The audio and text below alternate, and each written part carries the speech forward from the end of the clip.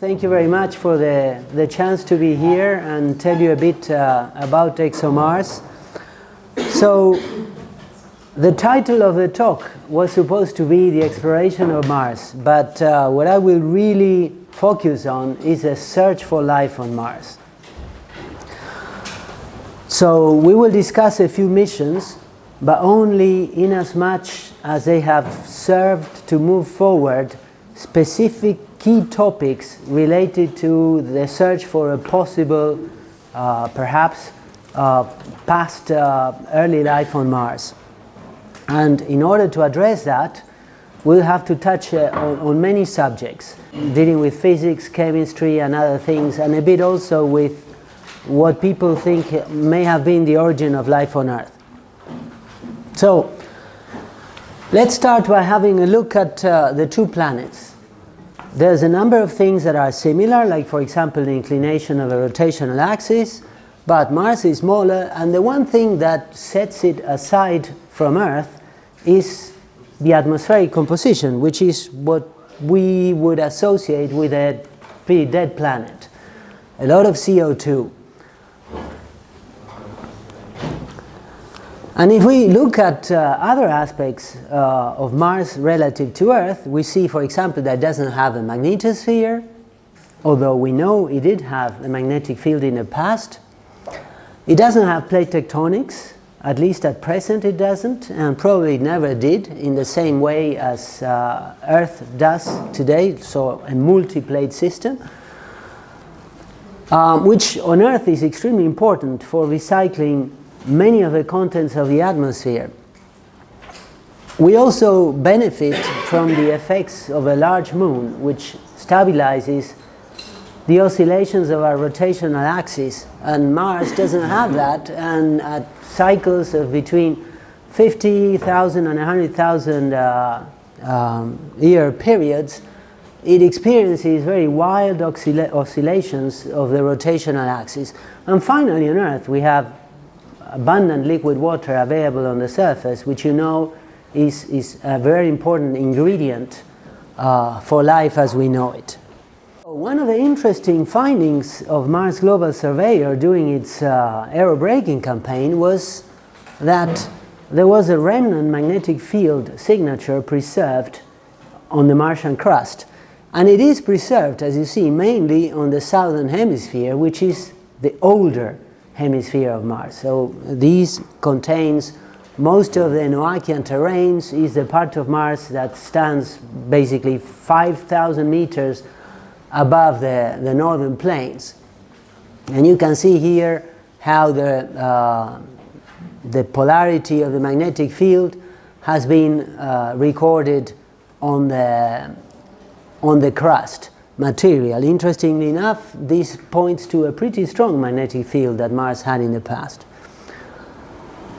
Now, if we look at what we have learned over the last 30 years by looking in our own little corner of our space garden, we have found a variety, a large diversity of worlds. And when it comes to life, it's interesting to ponder whether life is something probable or something very, very exceptional. And then when people talk about life and habitable worlds, we have to make a distinction about habitable by what. In the case of most of this talk, we're going to talk about microorganisms. Then habitable when. This is very important because planets evolve. They are not the same now as they were 4 billion years ago, and also our star evolves. And this has a large effect on the conditions on the surface of particular terrestrial planets. And finally, habitable where and when. We will see that conditions for the origin of life are very different from conditions for the colonization of a certain part of a planet, or conditions for survivability of something that may form spores, for example. So, habitable, finally, does not mean inhabited. We may have water, that doesn't mean that we're going to have life there. And So we are at a time, I would say the last 10 years, when a lot of the paradigms that we thought we felt comfortably about are being re-examined when it comes to trying to understand what may be the ingredients and the conditions necessary for life. So, how do people approach the origin of life? So basically there's two ways of doing it. One is backwards, and we start, for example, with biology or microbiology. We can also use chemistry and genomics. And the other way is to start forward, starting from, for example, the formation of the planets, physics, and somehow in the middle of all this falls geology, which is where the two things meet and where the conditions need to be present for things to happen. So we'll go a bit into some of these things. I'll just go very quickly about the early terrestrial planet evolution. It was, as we saw, a sort of a pretty dynamic environment where material was reigning in the forming planets. And the part that I pick up from the last two talks is I pick up where this, let's say, magma ocean enveloping the terrestrial planets starts to cool down, where material comes from the bottom up, and as it sees lower temperatures and pressures, starts to degas, and these bubbles come up and form the primordial atmospheres, which, if you had been there, it wouldn't have been looked very nice. It would have looked maybe something like this. But the important thing is that the infant planets outgassed very large atmospheric envelopes. We're talking about several hundred bars of gas. And most probably these atmospheres were supercritical, like the atmosphere of Venus today. You know, above the critical point, gases don't know whether to be a gas or a liquid. They would like to be a gas, but the pressure is so hard or so high that it pushes the molecules into behaving more like a liquid. But the interesting thing is that as the atmospheres cool, eventually they go through a phase transition. When you go below the critical point of water, that water cannot stay in the atmosphere anymore. And basically you have a massive deluge. When you cross the critical point, the water that's up there rains down. And that's most likely how, in a very short time, the first oceans were formed. And these, we're talking about global oceans. There were still no emerged lands raining on the surface of the planet. And but this was still like a pressure cooker. The pressure was still probably above 100 bars, mostly CO2 now, nitrogen and a bit of steam, of course. And so you had this atmosphere, you had this global ocean that would start to cool down. And when things went below 80 degrees temperature, interesting for the ocean, interesting chemistry can start to happen. For example, 80 degrees is more or less the temperature below which ribose, which is a pretty important molecule for us, is stable. So basically we're talking about a phase when there was a lot of water, then the first continental masses started to appear, and this is summarized more or less in this graph, which from the formation of the solar system, basically here you have Earth, here you have Mars. You see here depicted graphically the story I just told you. Here you see the oldest preserved traces of life we have on Earth in the geological record. They're about 3.5 billion years in age. You see here more or less the age of the late heavy bombardment. You see the global ocean, the subaerial environment starting to appear. You see the ages here for Mars and for Earth. Very important though is the hydrothermal environment. These are planets that are still cooling down. There's a lot of heat coming from the interior, a lot of volcanism, hydrothermal activity, very powerfully acting under these infant oceans. In the case of the Earth, it's part of the process that recycled most of the CO2 into the crust to form carbonates. We don't know exactly what happened on Mars. Interestingly enough, on Venus, it is very possible that there might have been an early ocean as well.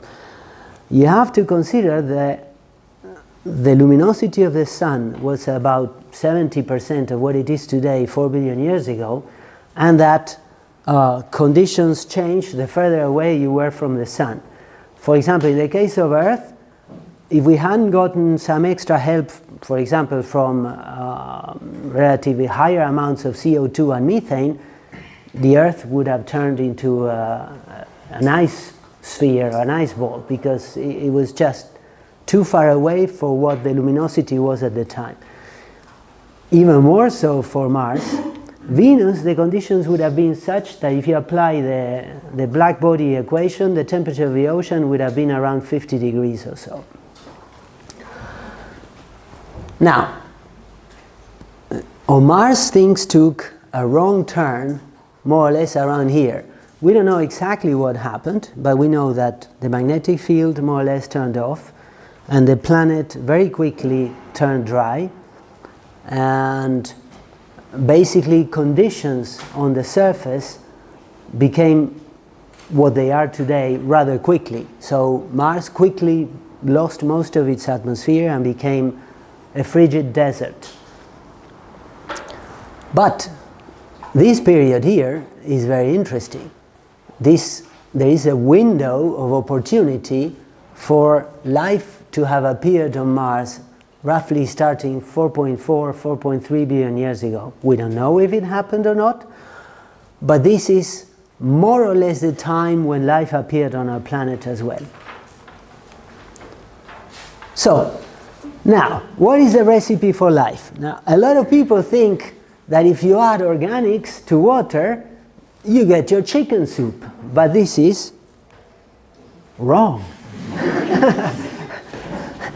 Just by adding organics into diluted medium, you don't create life. We will see now that you need very, very specific conditions. It's very complicated. Okay, so the next step is to look at what some of the definitions that have been proposed for what life is. And one I find very elegant is this one: a self-sustaining chemical system capable of Darwinian evolution. Now, can I design a space mission capable to check that there is Darwinian evolution on a self-sustaining chemical system? No way. So this is not a very useful information for us. The next thing is, there are some people who are actually trying to make life artificially in the laboratory. And these are the interesting people. Why? Because they do their alchemy, and at a certain point they have to be able to decide, is this alive or not? So they have a set of criteria, so to say, for deciding whether something is alive or not. And so we will look at that. So, the first thing is that it is not that clear to say that something is dead and then it is alive. Most probably, you become alive gradually by acquiring a set of functions. So, what is it that we need? We need a network of mutually supporting chemical interactions, and we will see what that means. That includes the following functions. So we will go backwards. We will look at the functions, and then we will understand whether this is fulfilled or not. First of all, a program. The program by which we are able to make the next generation. So we need a self-replicating information polymer. In our case, it's DNA and RNA that does this job. And these have to have a chemical catalysis function, which they do in our case. So we use monomers, and to make these monomers we need precursors, and these precursors we need to take from the environment. We'll see how this happens later. Second function, metabolism. Metabolism means I have to have a way to cycle between two energy states, one energy rich and one energy poor. For example, in a case of chemotrophic organisms, this is done by munching different valence states of elements. Here I mention iron. And you produce an electron which you then pass on to whoever needs to use it. Just for reference, you need about 100,000 electrons a second for a cell to work. Now, we need precursors as well, and these we need to get from the environment. Third function, containment. We need a membrane. This membrane also needs to produce a chemical catalysis function. In our case, this is lipids, phospholipids, which also need to be built from precursors that come from the environment. So, let us look at our minimal life system now. It has all these functions, and somehow they have to be synthesized from outside our life system. So, what do we need for this to happen? The environment has to have certain properties. We need the ability to complexate chemical substances. We need a proton gradient. And we need a flow, like in a gas chromatograph column. So, in the case of complexation, we need to, let's see, what did I write there? Combine, fixate, and enrich. We need something that is initially, at least, external to the microorganism that allows this to happen. In the case of a proton gradient, typically this is done by a difference in pH between the inside and the outside. And in the case of flow, you need a mobile phase, like I say, like in a gas chromatograph. And the environment has to be such that it is protected. It is particularly protected against the UV. It has a mild temperature. Because this is an experiment and you don't know where it's going to work and where it's not, you need to have this repeated in many places to have the chance that at least somewhere it's going to work. So, our system needs the following conditions to have existed for at least 1 million years somewhere on the surface of our planet for this to happen, for this machine to come about. So the conditions, we'll go through them one by one.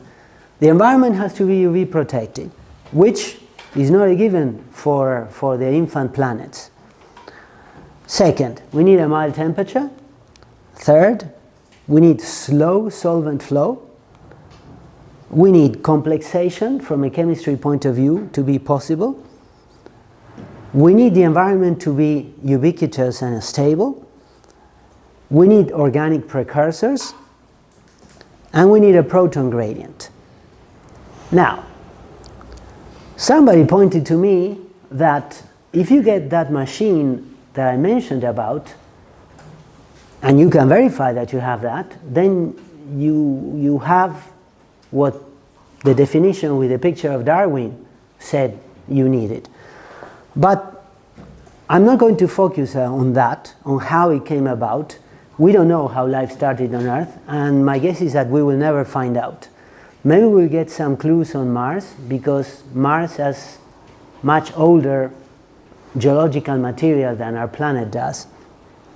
But what I want to focus on here is on the environment, on where life may have appeared.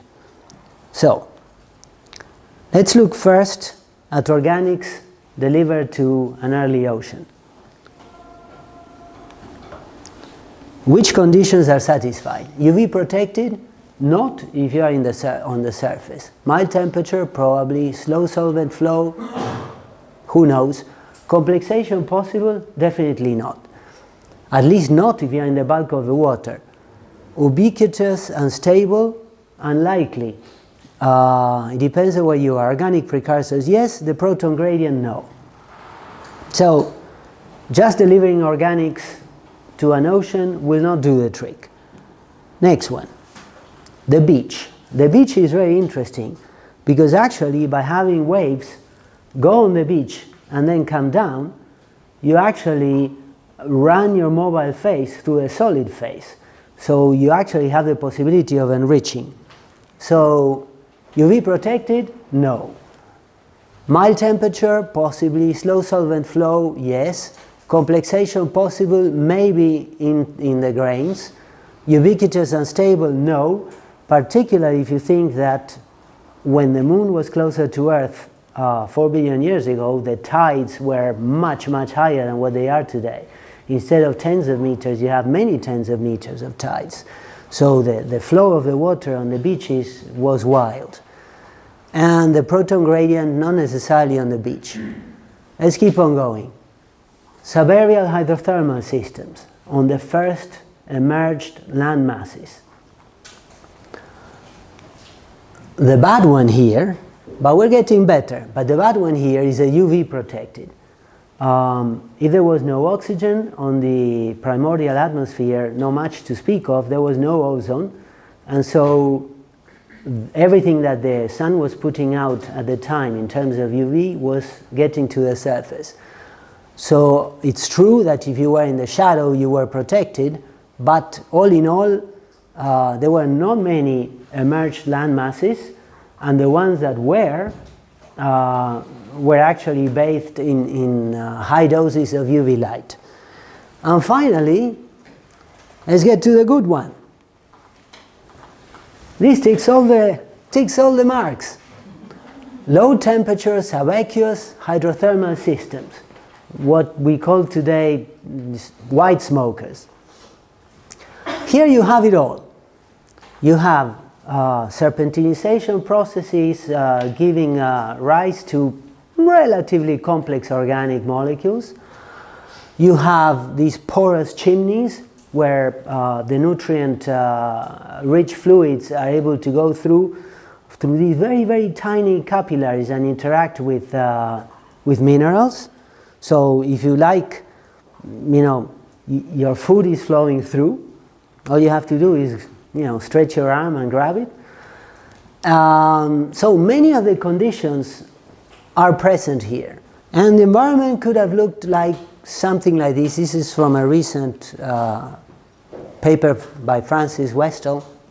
And basically you have, of course there was delivery of organics. There is a lot of material coming from the volcanic activity falling in this ocean. You have your proton gradient, you have the alkaline stuff. The ocean was most likely acidic, temperatures were mild, so this could have been an interesting environment. The reason why I talk about this is because if we're going to design a search for life mission, it's very important to figure out where you're going to look. So you have a number of options when you try to design a search for life mission. The first one is, do you go to a place where life could have developed? This means, can I land on top of a place where there was a submarine hydrothermal system where fluids were coming out at low temperatures? The bad news there is that hydrothermal systems are typically geographically very confined. They're only tens of meters across. If you have a ridge under the ocean, that's very high temperature. The low temperature hydrothermal systems usually are a few tens of meters to the left and to the right of the ridge. But they're not that easy to spot if you have piled, I don't know, a couple of kilometers of material after they were formed and then eroded that. So the signatures for these on Mars, for example, are very tenuous. On Europa and any of the moons that may have a subsurface ocean where these may be going on now, maybe you have an easier job of finding them if you can get through the 20 kilometers of ice to go down into the ocean. The next thing you can do is say, well, I'm going to search in a place where life could have colonized and where life could have flourished. I don't know, a lake or a long-term, I don't know, system of channels, or an ocean, if you can, a dried ocean, if you can find it. You don't know if there was ever life there, but if life appeared and somehow could have found a way there, maybe the traces could be found. And the last one, which is the one I like the least, is to search in a place where life could have collected. Now, geologists love this. They talk about their catchment basins. They love their catchment basins. But here we're talking about detrital stuff. You're talking about stuff that may have appeared somewhere else, and then the water brought it there, but you don't know how it came about, how the minerals were deposited. So this is, to me, is the poor man's option. And maybe that's all you can do, fine. But these two are much more attractive because they give you the chance to try to find the microorganisms in the environment where they lived. Okay. So, what are the options? First of all, habitable zones. It is not sufficient to say that if liquid water was stable, we had life. We need much more for life to emerge. Second, the solar system is not typical. I took a whole bunch of slides to show you how the solar system is not your average run-of-the-mill planetary system, and how, to some extent, we should consider ourselves lucky to have all the water we have in the terrestrial planets. Now, life on Earth has colonized basically every single environment that it could reach. But that doesn't mean that it could have emerged in many of these extreme environments. And in the outer moons, it seems that these submarine hydrothermal systems may be quite typical. So let's see what we can do with all this stuff. First of all, there's another important point that I want to make here. We look at Mars because we think that many of the processes that were important for the origin of life on Earth may have been active also on Mars very early in its history. It is a hypothesis. Of course, we need to check it. The second thing is that because Mars didn't have plate tectonics, we can find places where we can land on Mars that are 4.1 billion years in age, where the rocks that were deposited 4.1 billion years ago are still there in a pretty good state of conservation, at least from a geological point of view. This is something that we can only dream of on Earth. On Earth, it's extremely difficult to find rocks that are older than 3.5, 3.6 billion years in age that haven't been heated up beyond 400 degrees. So Mars is a place where we may even be able to learn something about our own planet. Mars may have been like this in the very beginning, and they may have been like this. So, we talked about habitability, which is the ensemble of conditions that make a place favorable, for example, for the appearance of life or for life to flourish. But we also need to talk about preservation, because the stuff we want to look at needs to have made this 4 billion year trip in a good state, otherwise we won't be able to understand what it is we're looking at. So we'll spend some time discussing that. Another thing I want to mention is that if you can design a mission to look for past life, which means the degraded products of something that may have lived 4 billion years ago, that was buried, entombed, that underwent diagenesis, So all the processes that happen since deposition until we find the place.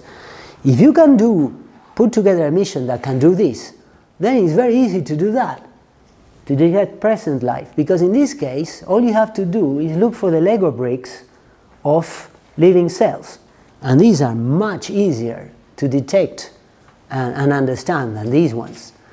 And finally, as if the problem were not complicated enough, you have the delivered organics of meteoritic origin. We have about 300 tons of carbon that rain on, organic carbon that rains on the terrestrial planets every year, and this has nothing to do with life. These are cosmic organics. So, let's look a bit about missions that have tried to search for life. The first one is the Cadillac of the skies, the Viking Missions of 1976, which on today's euros would have been something like 10 billion euros. These were amazing missions, and you have to think that when they put these things together in the late 1960s, there were no computers, there were no integrated circuits. They did everything with discrete components. The most complicated thing they had were transistors. And yet they had robotic arms, gas chromatograph, mass spectrometers, the works. These missions were really, really ambitious, and they taught us loads about Mars. So, for example, we found out that there was a lot of water on the surface of Mars. We found out that there was a lot of buried ice under Mars. Here you see a crater on the Moon, and here you see a rampant crater with these lobate deposits that point to ice being present in the subsurface at the moment of impact. We got the first images of the surface. They even went and looked for life, and they did this in a very clever way. Unfortunately, since I didn't have time, I stripped out the slides of how the metabolic experiments worked. But basically what they did was they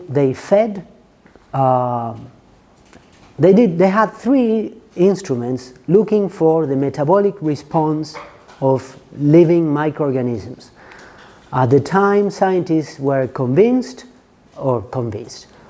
that it would be very probable that Mars would harbor living microorganisms at the surface. So they designed these 3 instruments to look for respiratory and metabolic responses from the microorganisms. And they were very smart. They also had parallel experiments where they heat sterilized the samples to 600 degrees, and in that case they would get no response. And the answers were pretty puzzling, because a couple of instruments gave results that would have indicated the presence of life. The decider was that the gas chromatograph mass spectrometer, which ironically was not a life-seeking instrument, failed to detect the presence of any organic molecules. We see that this is not true. But this put a hiatus in Mars exploration for almost 15 years, because Mars all of a sudden lost most of its allure as a target. The next big contribution came from our little European Mars Express. For a long time, people knew that on Earth, most of the organic fraction is associated with the tiny particles. And they thought, well, if we have all these materials that reacted with water, particularly if we had pyroclastic deposits, mafics, ultramafics, there should be clay somewhere. And why is it that none of the missions until then have detected clays? And then since 2005, oops, I'm going the wrong way, the Omega instrument on Mars Express has detected many, many instances of clays. And then when MRO joined a few years later with higher resolution, they confirmed the clays, and they also saw that the clays occurred only in the most ancient terrains, pointing again to the fact that ancient Mars was wet. The next important result for the search for life came from Phoenix in 2008. Phoenix landed in the subpolar regions of Mars, and for the very first time ever had a wet chemistry experiment. So they put a bit of Martian dirt in solution and looked for cations and anions, and much to everybody's surprise, they found the presence of perchlorate. Perchlorate is a pretty exotic salt, and for example, we use it as oxidizer in rocket fuel, ammonium perchlorate. The trick here is it's stable, it doesn't do anything, it's pretty inert until you heat it up. When you go above a couple hundred degrees, these oxygens dissociate and they become very powerful oxidation vectors, and basically they combust or oxidize what it is you're trying to look at. And then the same thing was seen on Curiosity, and then people started to scratch their heads and remembered that on Viking in 1976 they had detected chloromethane and dichloromethane, which at the time they thought they were residues from the cleaning agent. But today what we know is that Mars is chock full of perchlorates, and when you heat up your samples, when you try to detect the organics, you activate them, and then they react with the organics and give you chlorinated species. So, with this, we move into ExoMars. This is everything that we had to use, or we could use, in order to prepare the mission. How am I doing with time? Still have quite half an hour. Okay. So, ExoMars is a joint venture between the Russian Federal Space Agency Roscosmos and ESA, with some very important contributions from NASA. And it has two missions. I will not talk a lot about ExoMars 2016. It is basically a big nose in the sky. It is, its main goal is to search for trace gases. So these are gases that exist in minute quantities, typically below 1%. And one of the main targets of interest is methane. We also had a capsule which, as you know, crashed on the last 45 seconds prior to landing. And if any of you is interested in knowing why, I can tell you later. So that didn't work. But the orbiter is doing great. We went through 1 year of aerobraking, and we came out of aerobraking in April of this year.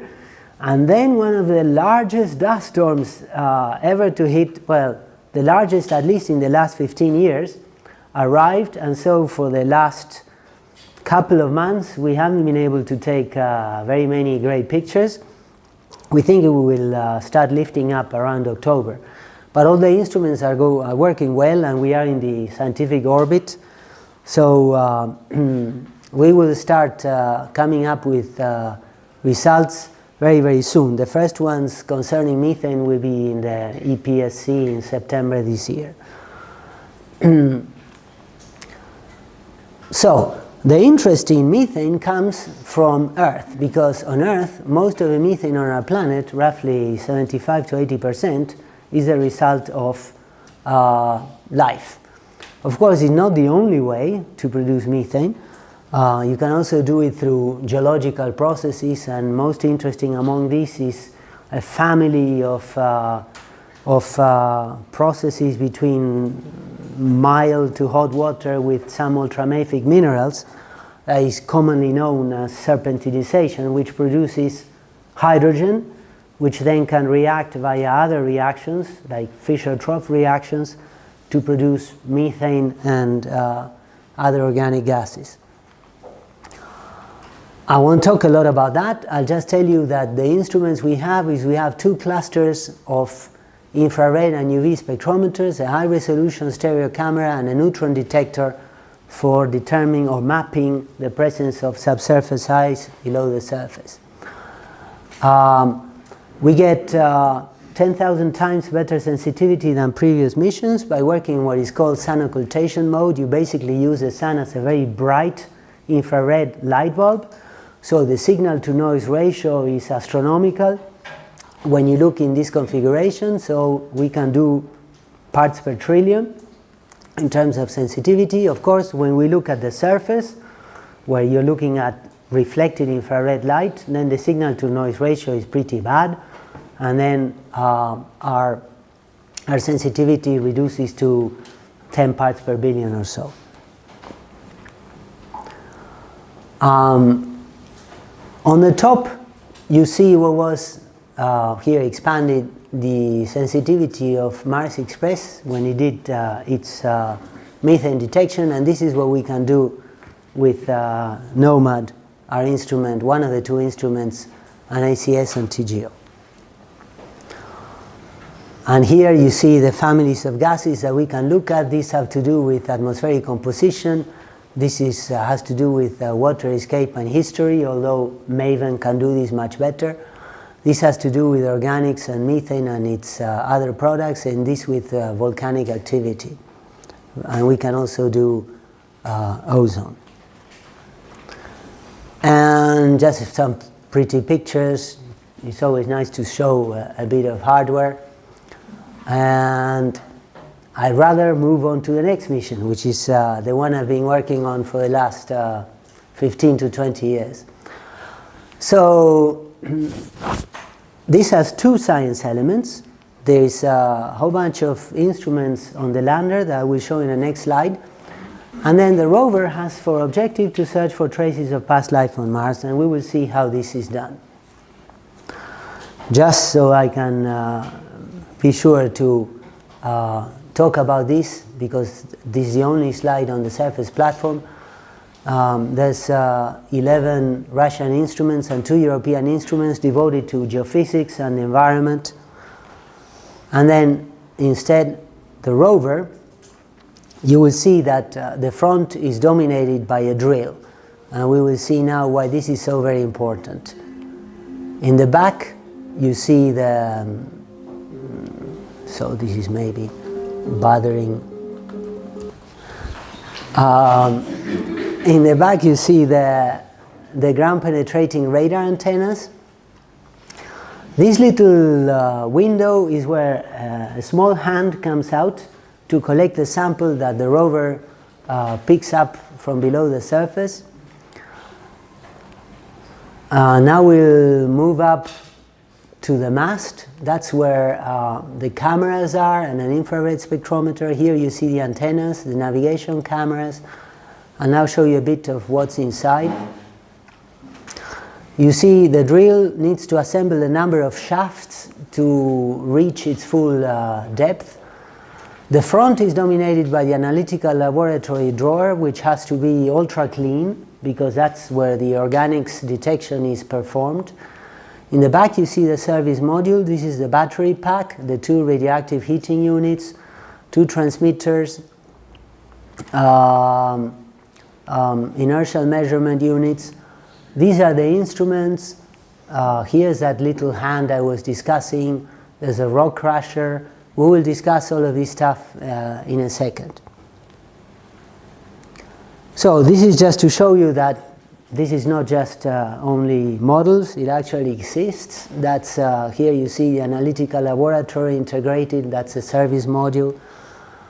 This is the structural and thermal model that is finishing its tests now in Toulouse.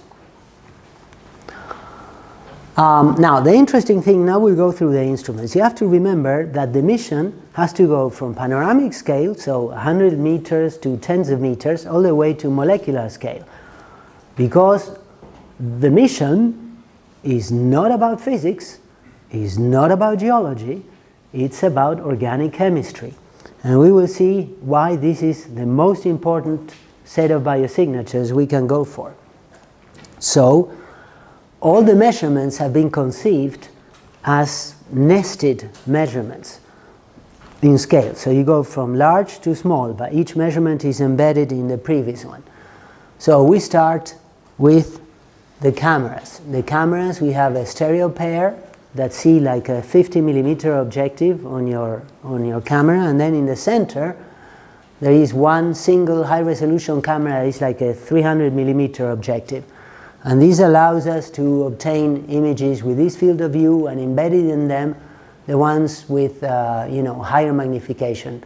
And co-registered with a high-resolution camera, there is an infrared spectrometer, because on Mars everything is orange-brown, and so this gives us an idea of the bulk mineralogy of the targets. You can imagine that if we need to decide whether we go to A, to B, or to C in terms of targets, it takes us many days. So it's interesting to gather information of the environment around the rover and then be able to say something about faraway samples or targets before we commit to go there. On the way, it is very important that we map what happens in the subsurface. You will see that the drill is capable of obtaining samples down to 2 meters in depth, but it takes us 5 days to drill 2 meters. And just for indication, the deepest that any of the NASA missions has gone so far is 5 centimeters. These 2 meters, as we will see, is a big deal. And we also have a ground, besides the ground penetrating radar, which gives us the vertical stratigraphy with a resolution of 2 centimeters, we have a neutron detector that tells us what is the degree of humidity. This is very important when we crash the samples. We want to have an idea of how much water they contain. When we get close to a target, one of the major classes of biosignatures is structural biosignatures. We cannot see individual microorganisms, particularly if they are simple chemotrophic. They typically have a size less than 10 microns per individual microorganisms, but we could see colonies. And we could see, for example, on Earth you have some biosedimentary edifices like stromatolites, for example, or some of the polymer mats that you see on beaches. Those, if they were preserved in the geological record, we could try to investigate with a close-up imager. The close-up imager is very interesting because it can look in a whole bunch of directions, and it focuses between 10 centimeters and infinity, so depending on how far away you are from what you're looking at, you can get resolutions in the order of, we can go down to 8 microns per pixel on the sample after we have collected it, but typically at about a meter distance we are still in the order of 80 microns per pixel. Now, the drill, very important, is like a mini oil platform. We have to assemble 4 shafts in order to go all the way down to 2 meters. It has an infrared spectrometer integrated in the drill tip that looks through a sapphire window on the side and gives us the mineralogy as we go down. This is very, very important. Mars has many bad things, but one of the good things it has is that it's very, very cold. And we will see that this is very important for the preservation of some of the more labile components. You see the drill here. This is the sample when it comes up. We can look at it with a high-resolution camera and also with a close-up imager. Let's look at what happens in the analytical laboratory. We get a sample. It's typically 1 inch by 1 centimeter in diameter, and it gets crushed. The first thing we do is we deliver it to an instrument called micromega, and what this does is it looks at the sample, which is now crushed mineral grains, and instead of taking a picture that is RGB, red, green, and blue, it's a picture that is red, green, and blue plus 350 more or less spectral steps in the infrared. And so we have a computer inside the rover that looks at this and analyzes automatically the mineralogy of the various grains. And this information then we use to move the sample tray under the point and shoot instruments. In that way we're able to obtain infrared, Raman, and organic measurements exactly on the same mineral grains, which is very important. And besides this way of desorbing organics with UV laser, we also have 32 ovens, as Viking did and Curiosity did, that are able to perform interesting chemistry.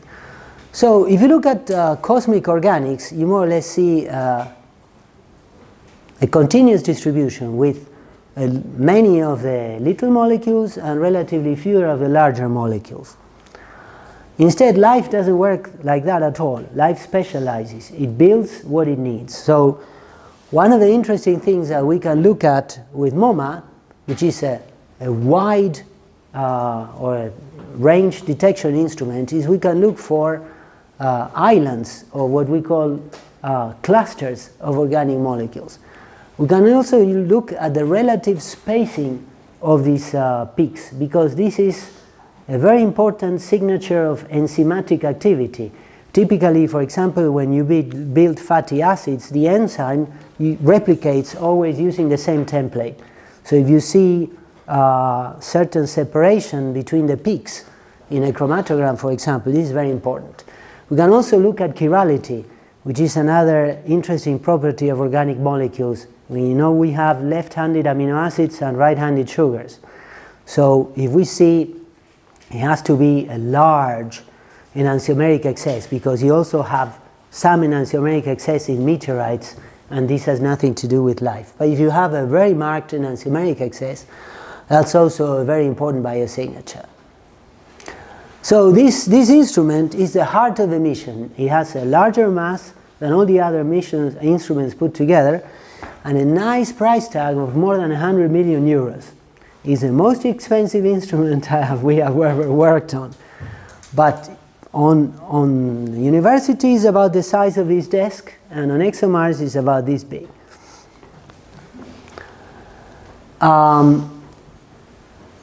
Okay, 15 minutes? 10 minutes? Okay. Let's look at what MoMA can do. This is organics detection instruments relative to other instruments. The first thing I told you is that for the first time we will use UV laser to extract or to desorb organics. No other mission has done this, and this is super important because this is the one technique that doesn't suffer from the presence of perchlorates. The deposition of energy is so fast that the perchlorates don't have time to liberate the oxygen. So we are able to extract the organics and analyze them without exciting the perchlorates. Now, we also have the more classical way of doing things, which is to use gas chromatography. We have 4 columns, one capable of chiral analysis and 3 other ones. And typically what you do is you use the ovens, you heat them up, and you extract by thermal volatilization. But here we have the problem of the perchlorate. So what we're doing is we are using a whole bunch. We can do pyrolysis, which is just heat, but we also have these derivatization agents. These are, when you have a little molecule that doesn't want to become gaseous, what you do is you associate a very large buffalo of a molecule to it that you know very, very well, which becomes gaseous very easily, and then you are able to render volatile the pair, and then you analyze the combination of the 2 molecules. That's what you do with this wet chemistry with derivatization agents. And just to give you an idea, this shows you where the O gets released from the perchlorates at what temperature. And so, for example, this one for chiral amino acids, we can use it at low temperatures, so we're able to extract the amino acids without getting them destroyed by the perchlorates. So, we have a little system to try to convince ourselves or not that we have found life. And so we have a scoring system, and we have provided scores for different types of biosignatures. You could use this for any mission, to go to Europa, for example.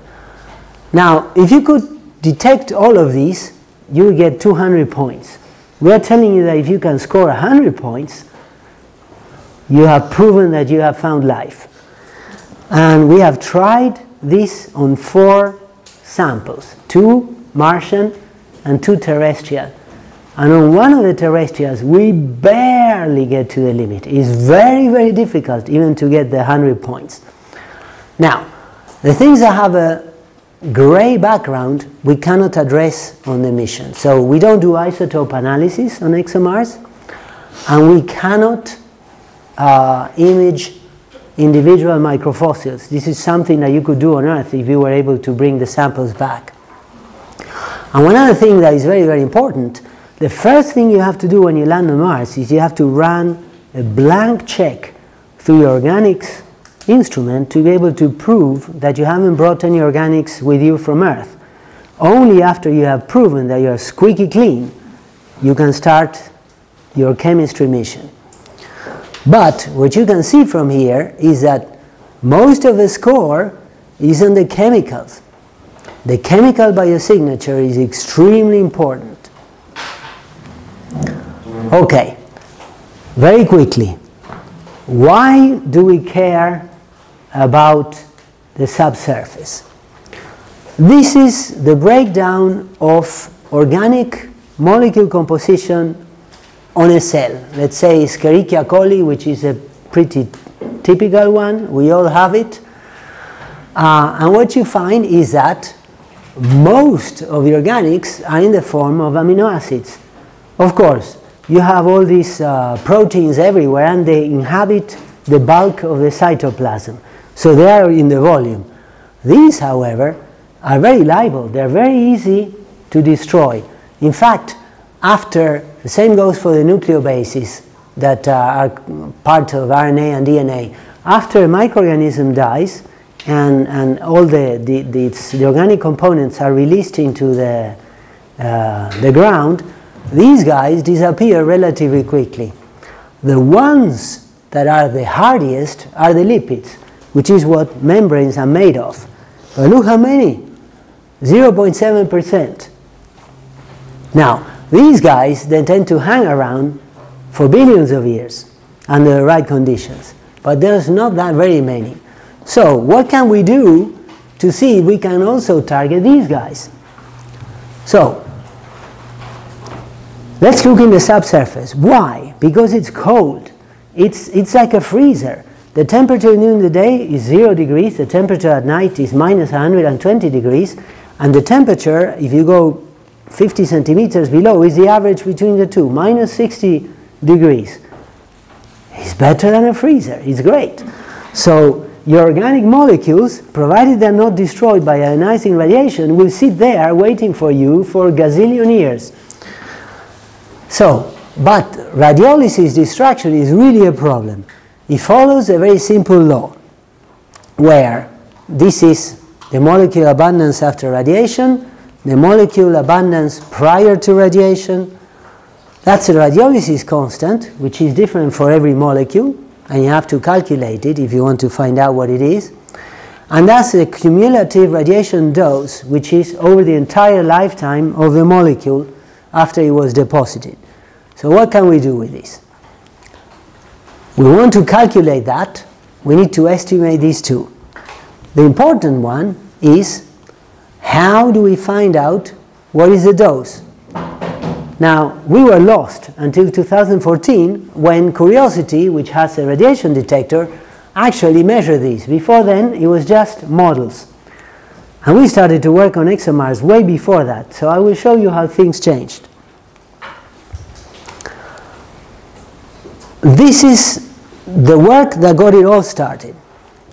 What you see here is a mixture of peptides, a mixture of amino acids being exposed dry in a glass vial to gamma radiation as a means to simulate being in the Martian subsurface for 500 million, 1 billion, 2 billion, 3 billion, and 4 billion years.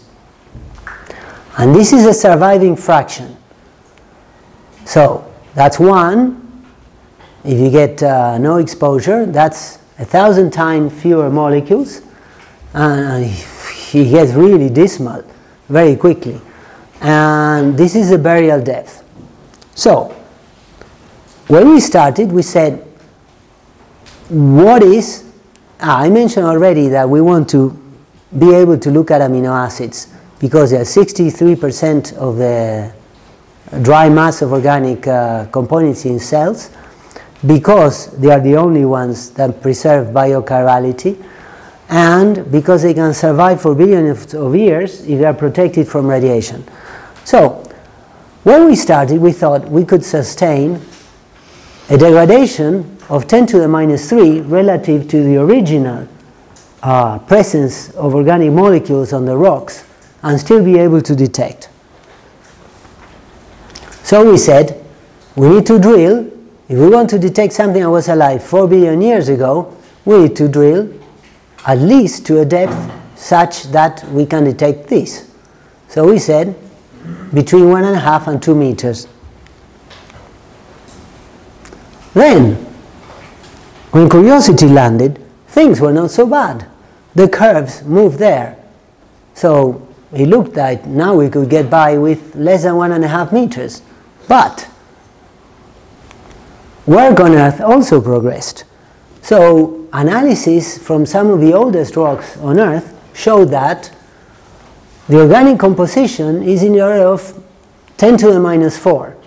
If we assume that all of those are amino acids, which is not true because most of this is polycyclic aromatic hydrocarbons and gunk, but let's assume for the sake of argument that these 10 to the minus 4 are amino acids. If I have a parts per billion detection instrument, to be sure that I detected organics, I need to detect at parts per million. And this means that I need to detect there. And that means, again, that my depth is closer to 2 meters. Now, the interesting thing about organic molecules is that the larger the organic molecule, the faster it degrades. Why? Because it's just a bigger target. This ionizing radiation is like bullets being fired, and it just cuts your functional groups of your molecules. So if the molecule you're interested in detecting is large, you see that the curve moves to the right. So basically these 2 meters, between 1.5 and 2 meters, has stood the test of time. Okay, this is just to summarize again, this is how the sample is obtained. It's a little sample, it's collected up, is delivered there, is analyzed.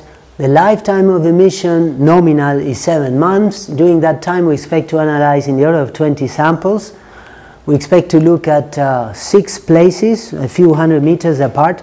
This is not a mission like Curiosity where we expect to travel long distances. We want to land on the science.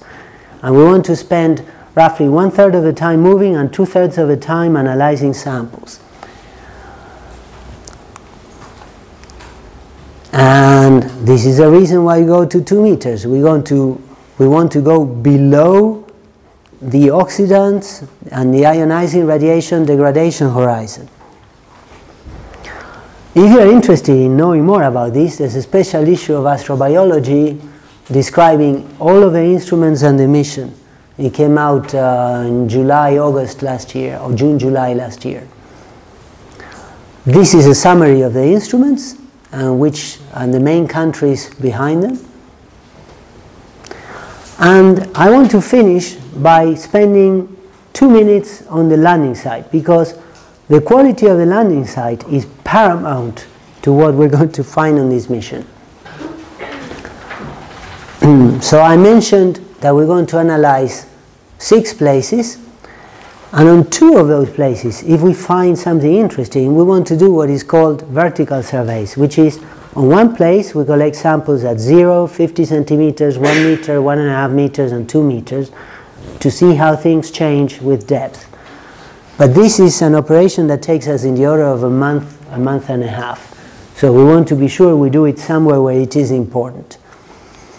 So let's look at what we need in order to achieve the science. We need a place that is old. How old? Well, we say at least 4 billion years. We want to go somewhere also where we can land with the parachutes, so it has to be relatively low. These are the latitudes we can target, and this is the only place on Mars that gives us ancient terrains that are Noachian at the right altitude. So we are concentrating on that part, and these are very large fields of clays, and we have selected 2 sites which are Marth Valleys and Oxyaplanum. They both contain large terraces with couple hundred meters of stacks of layered clays. You can think of these clays as sort of the rings on a tree. Every one of those layers records an instance of deposition and wetting. And interesting is that in oxyaplanum you have access to only the base part of the stack, and in Mars valleys you have access to everything but the lowest part of the stack. We think there's a good chance that this could have been the bottom of a very large sea or lake on Mars, for a number of reasons that I will not discuss today. And what I want to do here is place this in perspective with the other graph I showed you before. All the missions that have landed on Mars until now, including Curiosity, have landed here or younger. So we are the first ones, and I think Mars 2020 will do it as well, to try to target this very early part of the Martian history. There are some nice things that the rover has also from the point of view of technique. I just want to show you one movie, which is that the rover can wheel walk. It means that we can use the wheels as wheels, but if we get to very sandy terrain, very loose, so we need to climb very steep slopes, we can also use the wheels as feet. This is lower, but allows us to negotiate very steep inclines. So for example, this came about after a Spirit got trapped and couldn't get out. If we were in such a situation, we would engage this mode and we would be able to get out. So lessons learned from our NASA colleagues. This is actually a Russian invention, by the way. So 25th of July, I'm sure they will press the button if everything is okay. The landing is on the 19th of March 2021. So we go with a cruise stage with a very large capsule, and we land on legs because that's the way the Russians do it. And we have 2 ramps, so we can go out in either of 2 directions. So this is to show you another bit of hardware. This is the heat shield. That's the structural and thermal model of the lander. You see the engines here, the radar altimeter. This comes from Schiaparelli, one of the things that worked okay. We have a very complex set of parachutes. We have the largest parachute that will ever go to Mars. This is true to scale. That's the Statue of Liberty, including pedestal. That's the ExoMars subsonic parachute. We tested this at the beginning of this year, and we're going to launch it again in August from a high balloon. And just to finish, we are pretty excited about this mission.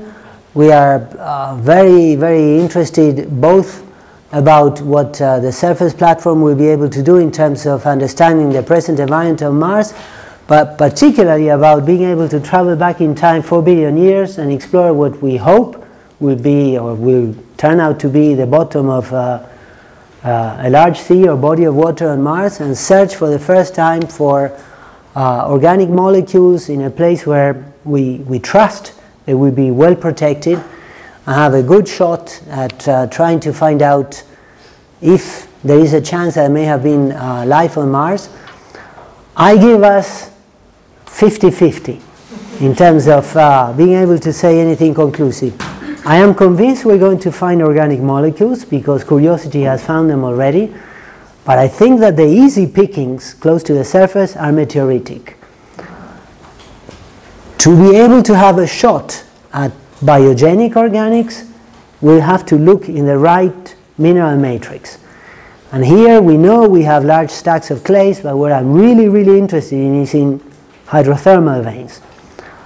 Because on Earth you have much larger biomasses there because simply there's more nutrients, and they could have been also an interesting place for the origin of life. And finally, a very important point, you know that Mars 2020 is going to cache samples, but it's going to cache samples from the surface.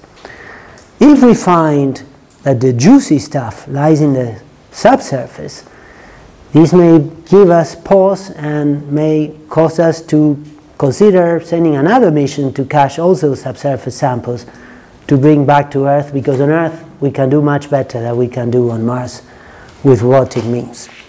Thank you.